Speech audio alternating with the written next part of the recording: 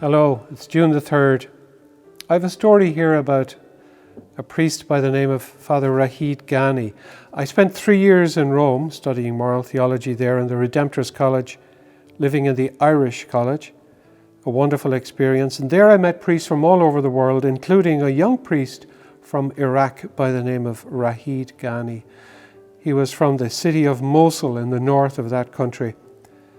The invasion of Iraq had not yet happened. Ragheed finished his studies in 2004, a year after the invasion began. His native land had been turned upside down. Ragheed could so easily have found a good position in Rome, but God was calling him home. He went. I kept in contact with him through email. I sent him mass stipends. He sent me pictures of his bombed-out church and news of his parish. More than half of his parishioners were gone. Some were killed. Many escaped to shelter in foreign lands. The old, the sick, the very young, and the poor remained. He received many threats, but still he felt his duty was to stay. In June of 2007, it was Trinity Sunday.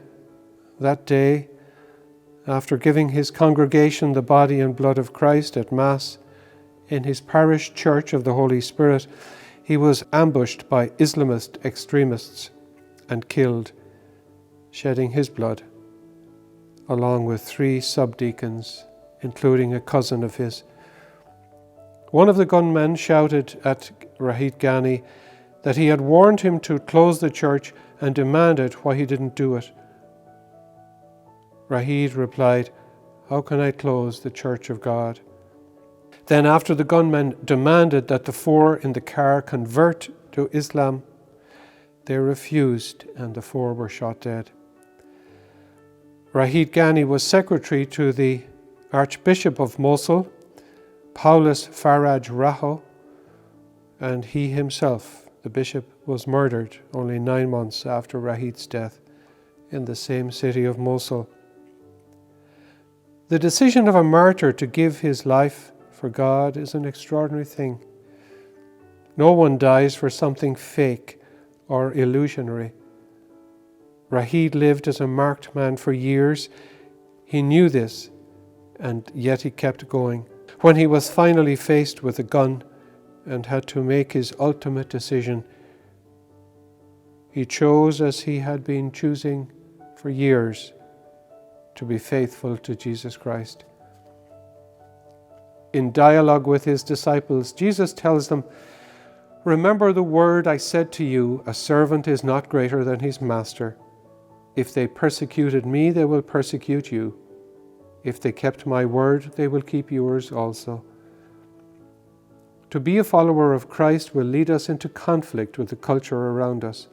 That is inevitable. Every day, thousands of our fellow Christian brothers and sisters suffer for their faith in Jesus Christ. They suffer rejection, persecution, and even death. As the Master was misunderstood, so will we.